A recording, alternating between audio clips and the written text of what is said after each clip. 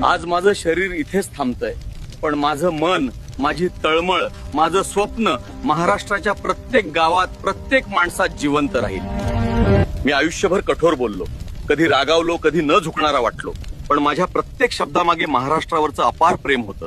हे आज सांगून जायचं राहिलं. माझ्या मृत्यूवर राजकारण करू नका, माझ्या नावावर भांडण करू नका. फक्त महाराष्ट्राला एक ठेवा, माणुसकी जपा. हेच माझं शेवटचं मागणं आहे. आज मी निघतोय, पण अभिमानानं निघतोय, कारण मला महाराष्ट्र मिळाला. जय महाराष्ट्र.